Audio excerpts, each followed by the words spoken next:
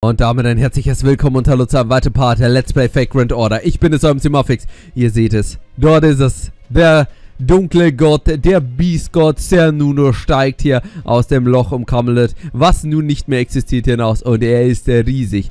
Britannien brennt. Ein Feuer, was hier Barges, die hier nun auch ihrem Fluch erlegen ist, hier vorantreibt. Während hier die anderen Städte ausgelöscht wurden. Es seien es Londinium, Norwich, Gloucester und auch Manchester. Alles liegt in Asche. Die Feen und Menschen wurden ausgelöscht und Cernunnos Fluch frisst alles.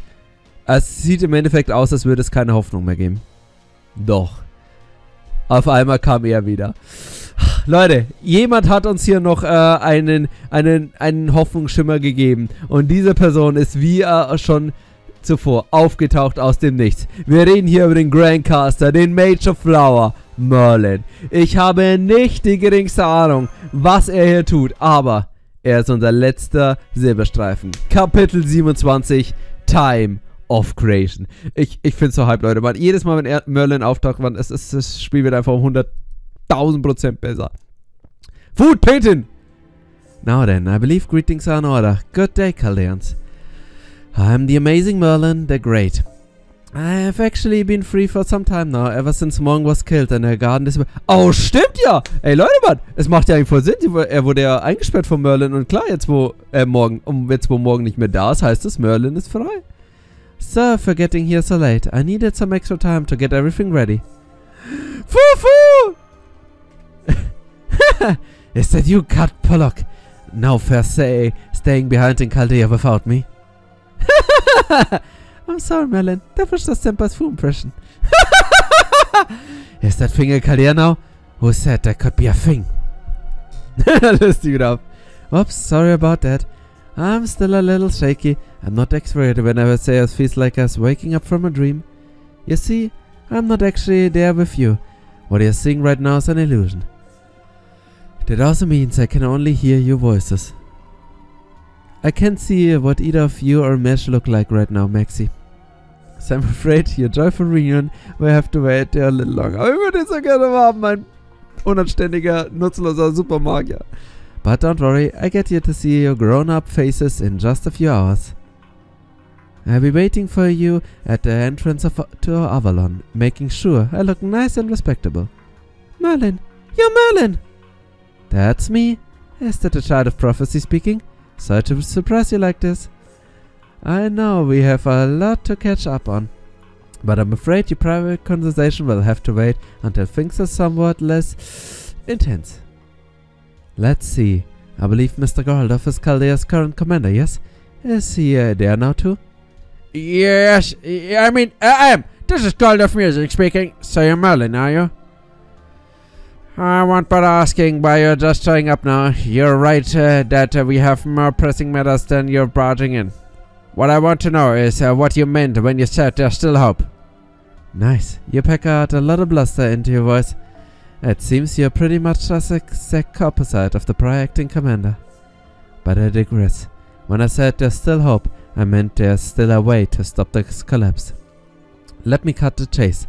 I'd like you to send the Fairy of Paradise back here right away. Artoria, you've been hearing Avalon calling to you ever since you finished ringing the bells, right? Das war das Gespräch, was wir letztes Mal abgebrochen haben, aus dummen Gründen. It's time for you to fulfill your duty as the Fairy of Paradise. Once you have, it'll be possible to erase the singularity and defeat Cernunnos.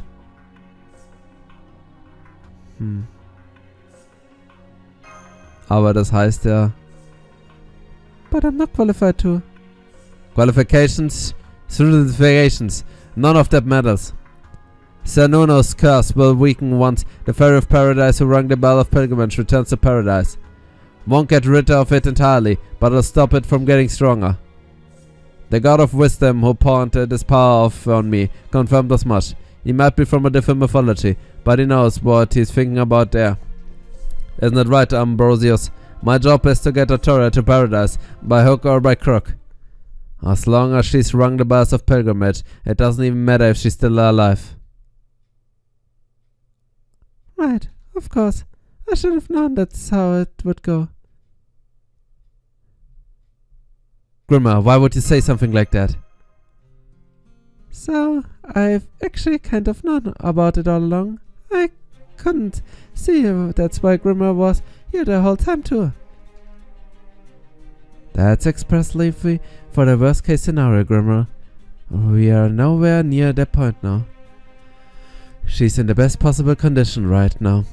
I can't see it, but I can sense it. I have no doubt that the Fairy of Paradise, the Avalon le Fae, will fulfill her duty of her own relation. Even if someone convinces her this is ridiculous. And we should all just give up and enjoy the time we have left. Besides, you all have no choice but to come to Avalon. There's a spirit cavern that leads to the planet's inner sea from the corpse of Albion, the border dragon that sank into the dark bog.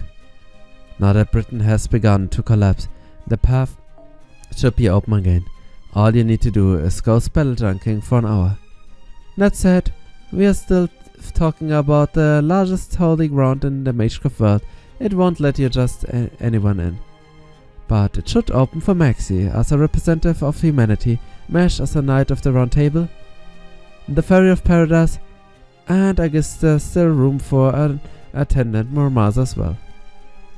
The rest of you will have to wait until we get back. So Ding, aber ich fand das gerade schlimm, was Grimmer hier gesagt hat, man. Das fand ich sehr, sehr unsympathisch. Well, come on now. What do we have to do? What else we can pursue with you? Captain, check cost for the Dark Bog at once. That was in the Lake District, right? Do you know the coordinates technical advisor? Sure do. That part won't be a problem. But apparently the only ones who can enter this spirit cavern are the 4 Merlin specified. That's not a lot of fighters for a trip as potentially dangerous as this. And it's not even mentioning how much I wanted to see it for myself. But it looks like we don't have any other choice but to send them off and trust things will work out. Are you ready to go, Maxi? Yes, but are you alright, Artoria? I think I'll be fine. Besides, I just ended up fighting with Grimmer if I said no. And you know, thinking about it some more, I'm actually kind of excited. This basically be my first time visiting home. Understood. I'll update our strategy to include Merlin's instructions. Maxi Mesh, Artoria Senji Muramasa. You 4 will make your way through the Spirit Cavern and head for the planet's inner sea, the paradise of Avalon. The stormboarders will remain and station above the Lake District. Captain Nemo and Da Vinci will focus on piloting the border. If anything should try to attack us, Grim and I will fend them off. Wait, please. This is all new and unfamiliar to me, so I doubt I'll be of much help. But Britain is my home. It's only right that I should take part in any battles we may face. Huh? Absolutely not. If anything, you should be resting right now. You're in no shape to be fighting anymore, right? Your only job now is to get the treatment you need and recuperate it until you're back to your old self. That's an order from the Child of Prophecy. Got it? If you even think about defying on me, I'll completely abandon my duty. Is that clear? Yes, Child of Prophecy. I'll follow your orders. I have to say, though, I never thought I'd see the day you got seriously mad at me. You always been one to keep your feelings in check and not make a fuss. True, Artoria's great at pretending to be a model student. You think? I thought I've always been pretty open and forthcoming with my feelings personally. Sure, whenever you're just turning your brain off and doing something stupid, the rest of the time you pretend to be a big old nervous Nelly. What do you mean? I've never done anything stupid. And what's a nervous Nelly anyway, Mormasa? Ich liebe das Face, Mann. Im Angesicht des Horrors immer noch ein wenig Humor sehen. Also Leute, Mann, Merlin stellt mal wieder alles auf den Kopf, wie wir es halt immer kennen. Und nun geht es dorthin, wo die Ruine eben von Albion liegt. Und nebenbei, wir erfahren scheinbar auch nochmal hier das letzte Stückchen des Puzzles. Nämlich natürlich nicht nur die Aufgabe des Kind des Prophezeiens, sondern einfach, was es auch ist. Seine Aufgabe ist zurückzukehren, aber was bedeutet das? Like we discussed earlier, We'll be standing by the storm border in the lake airspace. We expect the operation to take about 3 hours. That's all the time the ship, no Britain, has left. We have no way of knowing what happened in the Spirit Cavern. Ich will einfach nur mit Merlin. Lass mir einfach mal Merlin. So please, try to be as careful as you possibly can, Maxi. Got it. Entering the Spirit Cavern inside Albion now. Mir macht das eigentlich mehr Sorgen, wenn es heißt, ja, es lässt uns nicht einfach so rein in irgendein schwerer Kampf. That felt different from the water mirror that sent me to the past of Norwich. Does this mean we're inside Albion's Spirit Cavern now? Can we still contact Chaldea? Wahrscheinlich nicht. No, we can't. We're cut off now, just as Da Vinci predicted. Getting coordinate data now. 10, 20, 40, 80, 80. Master, you're not going to believe it, but it looks like we're 80 kilometers below ground. Damn, that's even deeper than the pit. A lot deeper. Are we even sure this is the underground? It's completely pitch dark and it doesn't even feel like I'm standing on anything. You're not wrong. This world is in a whole other layer, another dimension, to put it simply. You're just able to bypass the ground in the way thanks to Albion. But be warned that it goes much deeper.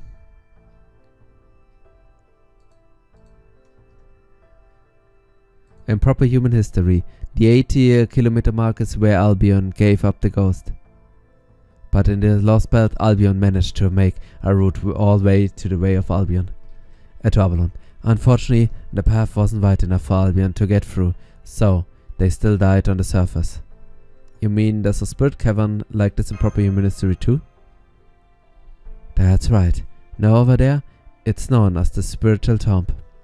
In proper human history, the Spiritual Tomb of Albion ends at the 80-kilometer mark. Beyond that is a world unknown, known as the Fairy Realm, which no human can enter. But since the British Lostbelt is all this world's fairy realm, there are no such restrictions here. So we can keep going down as far as we like. In real world distance, you're starting the 400-kilometer mark and going further down the beyond the layer 2700 kilometer away. That is where you find your destination, the planet's inner sea. Wait, so we're 8 kilometers below ground. No, and our destination 2700 kilometers below ground. How the hell can we even cover the distance? Simple, to take a shortcut.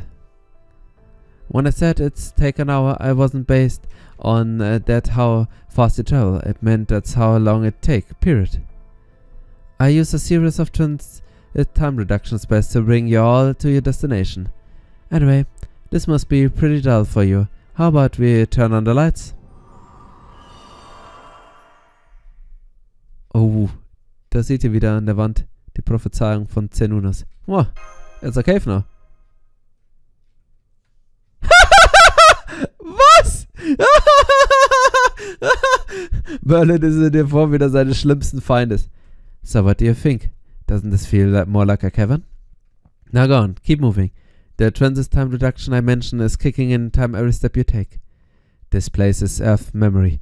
Well, more like a space made of information, really. The idea is to skip past all the Wage's hazy memories and get you straight to your destination. That should be a huge help, but, is that Merlin? Third time she's asking. So finally showing us what you really look like. Is something wrong? Oh, I see. Struck dumb by my true glory, I get it. Very well, then heap your praise upon me. You can even worship me if you like, Murmurs. It's been a long time since I've shown up. After all, I need to leave as strong as an impression as possible, given the short time. This is so good, man. Well, I'm not gonna be able the one to tell this. This is hilarious.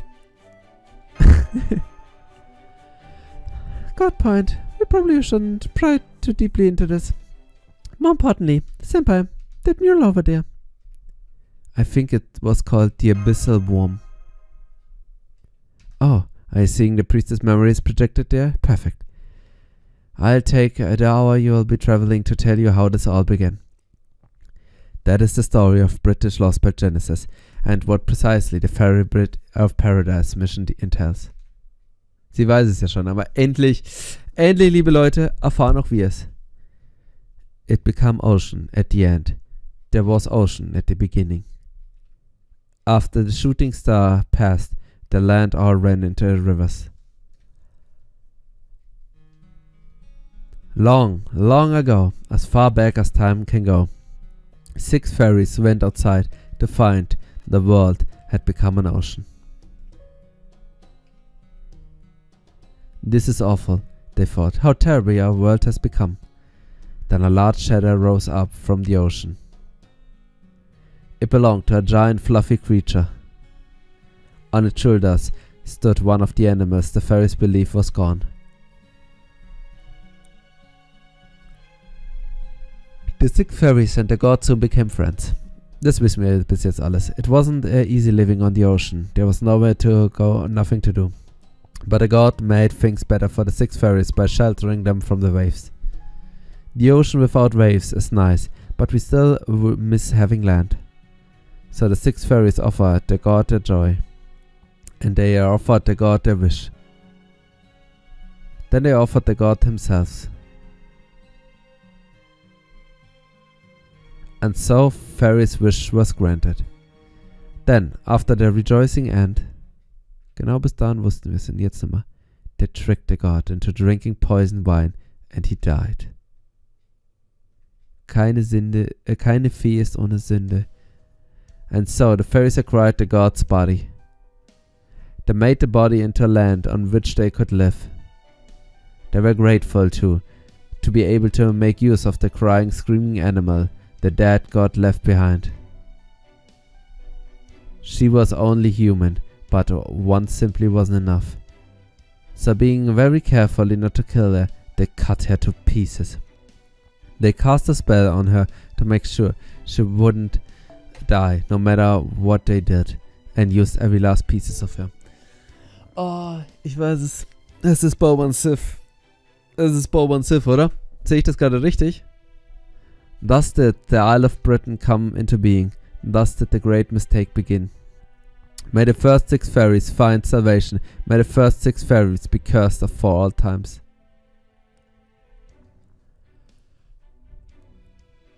Deswegen heißt es auch hier, Britannien selbst sei gegen uns. There you have it. You may have heard it before, but there's the story of Britain's creation. Any questions? That's not how I remember it. Es hieß ja eigentlich, die sind alle glücklich und in Frieden. So hieß es eigentlich. Indeed. The first 6 fairies, the progenitors of the 6 clans, killed Cernunnos. The pit you saw on the surface is Cernunnos' grave, and the curse spilling out of it even as we speak is his rage. But why would the fairies do such a thing? He was in their way. This all happened 14,000 years ago. When the 6 fairies came out from paradise and onto the surface, Earth was already covered in the sea of nothingness. The one who ended up helping the 6 stranded fairies was a Celtic beast god who had come up to the surface just like they had. A god who would later come to be known as Cernunnos. Cernunnos and his priestess, the lone human who had managed to survive just like the fairies had, both did their best to protect the fairies. At first the fairies were grateful for their help. But the sea of nothingness never changed. No matter how much time passed, no land appeared. The fairies blamed Cernunnos for that. They thought he wasn't strong enough. What's more, they didn't practically like his priestess. She was constantly telling them to sort themselves out and consider the consequence of their actions. Eventually the fairies couldn't take it anymore and decided to deal with Cernunnos permanently. They figured that since they didn't have any land to stand on, they could find a substitute. And since Cernunnos was so big, they thought his body could serve just fine as a small island. But of course Cernunnos was a god. They couldn't kill him easily, so they came up with a plan and held a festival. They taught Cernunnos they were holding the festivals in his honor to worship him and held a banquet with lots of wine. Xenonus was delighted that he was being celebrated for being the fairies' first official god. He probably figured they were trying to change their toothless ways. And so, against his priestess' wishes, Xenonus attended the banquet and was poisoned to death when he drank their wine. Some rejoicing that turned out to be. Es ist übrigens schon wieder so nett, dass sich die Dinge auf mehrere Arten wiederholen. Wie das Massaker in Londinium sich wiederholt hat, so wiederholt sich im Endeffekt das auch mit dem Wein, mit hier Knocknariab und eben Xenonus. What about the priestess? What happened to her? The fairies used her as a foundation. No, the base ingredient for the humans that came off later. The truth is, every human in the British Lostbelt is an inferior copy of the priestess who was killed during Britain's genesis. At any rate, as Avery, the 6 fairies went on to create their own stone and forest children and grow their clans. As time passed, they transformed more and more of Xenonus' body into land. But after 100 years, things stopped going quite as well for the fairies. The children kept dying, turning into fallen trees, adrift on the sea. New generation kept being born, so the number of fairies never decreased. And thanks to the humans who had been copied from the priestess cells, Britain slowly developed into a civilization. With civilization come new social roles. The fairies made new types of fairies, and the fairy forest flourished like never before. But they also kept dying for no reason whatsoever. Eventually, the 6 progenitors fairies realized Xenonus' rage was the cause. Even though Xenonus' soul was gone, his body was completely dead. In fact, his heart alone still burned of the fire they used to exterminate him. Even in his death, Xenonus' body continued to smolder with anger and curses. He could very well have come back to life at any time. The fairies were so shocked by that they fled Xenonus' body. Fortunately, this was right around the time the children corpses were starting to form new ground. And fairy corpses are essentially made from the same stuff as the planet itself. The fallen trees became earth and stone and quickly filled up on the sea, almost as if they were trying to cover up the fairy sins. That's how this Lostbelt began. That's why the Isle of Britain uses fairy corpses to grow and to expand. After several thousand years, the fairies had acquired their very own Britain. But all that while Xenonus' body was still there. A divine grave that would let no ocean filling of a fallen tree near it. An incredible reminder of the fairies' sin, a reminder they rejected their corpses. Eventually, the fallen trees blocked off the ocean's water for good, and Xenonus' body was left behind at the bottom of the sea. That is the true nature of the pit. It's not actually a pit, it's the remains of a patched dried up ocean. An island made by killing a god, the fairies' original sin. I wasn't just Xenonus they killed, but the priestess who served him as well. No, she wasn't just killed, she was desecrated and used as a tool for all those 14,000 years. No wonder Xenonus is so pissed. Without even killing every fairy in Britain would be enough to satisfy him. Although, why'd he come to the surface anyway? Isn't it kind of narrow-minded to curse the whole damn world just because you got killed? Especially after you went out of your way to get involved with the fairies? That's probably because Xenonus was an envoy of paradise sent to reprimand the fairies. That was the whole reason he came here, to punish them. I don't think his heart was in it, though. Like this moral shows, Xenonus was a very kind god by nature. And the fairies might have found him terrifying simply because he existed. So his whole purpose in coming here was to promote the fairies? Nee, does that mean the reason of the world became a sea of nothingness is? That's right. That's the point where this Lostbelt diverged from popular humanity and its greatest mistake. You see, 40,000 years ago was the greatest turning point in all of humanity. Maybe he had something about a planetary envoy that almost destroyed the Earth past the ancient civilization back in Olympus.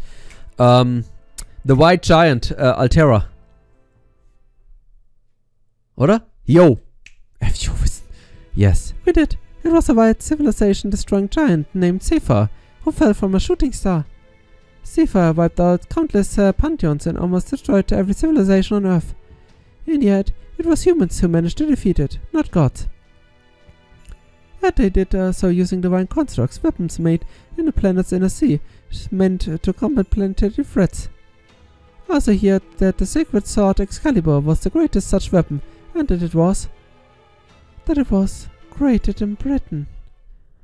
Heißt das, Excalibur besteht aus der Nunus? That's right. I just realized that nobody here was ever mentioned it. The very idea of sacred sword just doesn't exist in the version Lost in Britain. Also es gibt die Artefakte aus dem Paradies, aber es gibt eben nicht Excalibur. Das heißt, wahrscheinlich damals haben sie es nicht geschafft, Seefahrer zu stoppen und die Menschheit wurde ausgelöscht. Also die Menschheit, der Planet wurde ausgelöscht. So, that must mean Excalibur was never made here. That's right, and I'm sure I don't have to tell you what happened as a result. In this what-if world, humanity never had the means to defeat Sephar. That's why they were wiped out. Sephar destroyed all his planet's landmasters and took them for itself, leaving only a sea of nothingness with a few acquaintance lifeforms. So why was the sacred sword never made? The reason for that is both exceedingly simple and unsurprisingly. Its creator slacked off. The A-Ray, that is, the 6 fairies who were supposed to forge it in the planet inner sea, decided it would be okay to take a day off, just this once, and went off to have fun. It was only once they noticed something had gone wrong with the world and went up to the surface that they realized the consequences of the choices. But they figured there was no changing the past and refused to accept that the worst destruction was their fault. So Xenunus, the one god who had taken shelter in paradise to keep his priestess safe, was sent to reprint them and make them atone for their sins.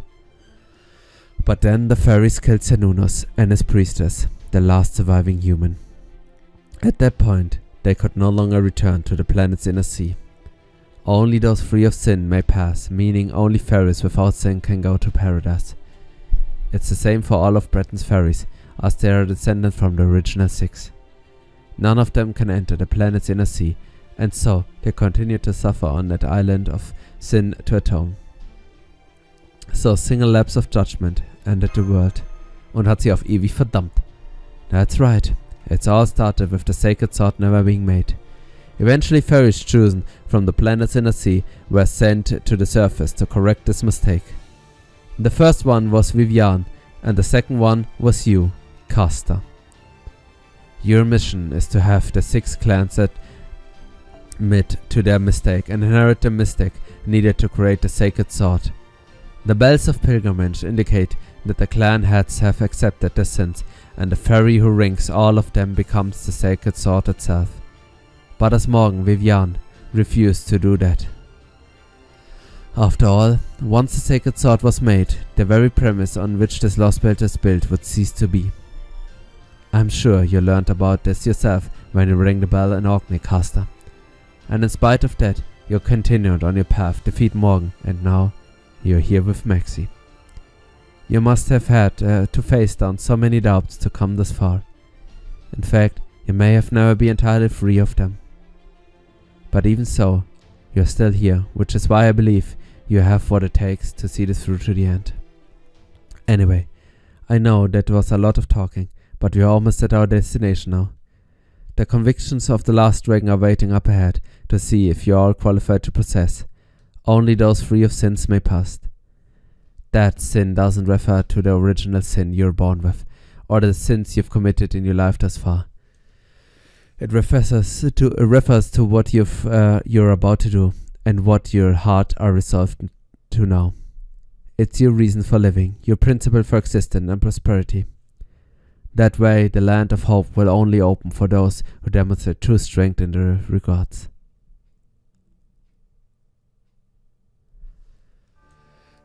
It's gone. Everything on the surface is gone. The sky, the sea, life, everything I've ever seen. My records will never again grow in number. I will never again know new joys.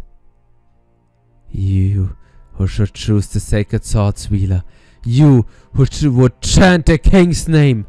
If you seek a new world, then leave all traces of the old behind. My name is... I am the last dragon. The one who chooses to continue flying above the ground instead of returning to the inner sea. If you can overcome these tears, I will offer my heart to the Forger of Stars. Also Leute, das ist echt epic, Mann. Also gut, wir sehen im Endeffekt mal wieder, wie grausig die Welt ist. Ah, okay, wir sind so... Okay, wir haben einen Lancer. Oh mein Gott, ja klar, ist das Melosiden, was wir bekämpfen müssen. Puh, Leute, das war jetzt ganz schön viel reden. Packen wir Sashi rein.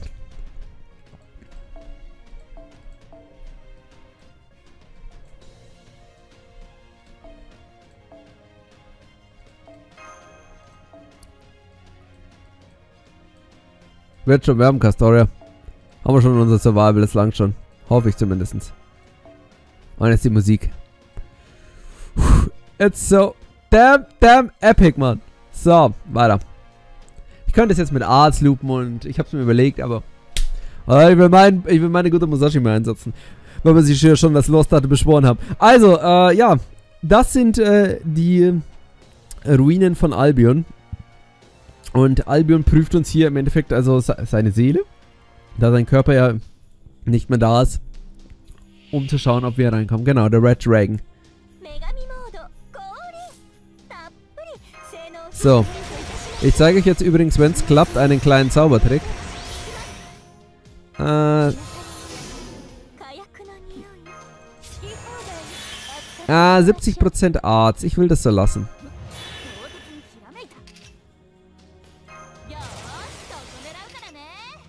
Oh mein Gott, wieso habe ich nicht die Skills eingesetzt und dann eine Buster Reduction? Das war sehr dumm. Ja, okay, jetzt wird mein Zaubertrick nicht klappen. Na, ich wollte eigentlich sehen, wie Musashi ihr MP loopt. Das kriegen wir leider so nicht hin. Das wäre nämlich, wenn sie ihre Arts-Karte critten würde, würde sie nämlich instant refunden. Aber okay, jetzt hauen wir erstmal drauf. Schauen wir mal, wie viel Damage wir machen. Ich hoffe ein bisschen was. Ich meine, Leute, das ist Musashi. Was waren jetzt so 200.000? 150.000? Yo, remove Buff. Was? Remove was? Hatte sie Buffs? Ah, 422. So, und jetzt kommt der Buster Quit. Alter! Die 10%, Mann! Oh mein Gott, Musashi! I damn, I love you, man. Ich liebe dich so sehr. So, egal was du für Buffs hast, I don't give a damn. 10%, Mann! Sie crittet einfach hart, Mann, mit 10%, Mann. Ah, Leute. Musashi hat einfach die krasseste Arts-Karte, wenn die erste Skill aktiv ist im Spiel, Mann. Das ist so sick, Mann. Fucking 10% und sie crittet. Und ja, es ist halt einfach, dass sie dann halt ihr MP zu 100% refundet. Ich meine, dafür bräuchte sie wohlgemerkt nicht Castoria. Das ist nun mal da jetzt mal hingestellt. Also sehr krass, Mann, was hier eigentlich alles erzählt worden ist. Sehr furchtbar, sehr grausam. Und im Endeffekt, die Originals sind, die Feen im Endeffekt 14.000 verfolgt hat. 14.000 Jahre verfolgt hat, holt sie im Endeffekt jetzt ein. Und mehr oder weniger, ja, was erwartet uns hier im Paradies, was hier uns eine Möglichkeit gibt, das zu beenden. I can hear the bells strolling. My heart may have stopped, but yours yet to beat strong. Welcome home, Avalon le Fae. May the sound of hope echo into the future.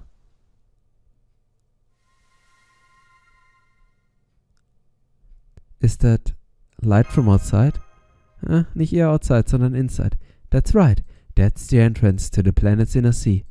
This is the land of the young. Tree Nan Og, the eternal spring. This is the place many life forms have dreamed of finding. Welcome to an Avalon whose time has come. This is where the journey of the planet's birth end. Merlin, wieso tust du eigentlich alles so episch reden, Mann? Das ist echt schlimm, Mann.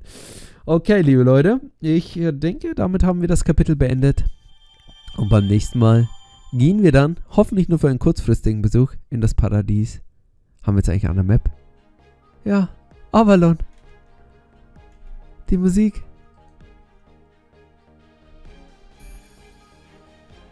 Ein Meer außer Rosen. Ein Meer aus Blumen. Ach Leute, es ist so schön. Es ist so schön, Mann. Ich glaube, wir bleiben hier. Aber erst beim nächsten Mal, denn wir machen jetzt erstmal einen kleinen Cut und beim nächsten Mal machen wir unsere ersten Schritte in Avalon. Bis zum nächsten Mal. Vielen Dank fürs Zuschauen.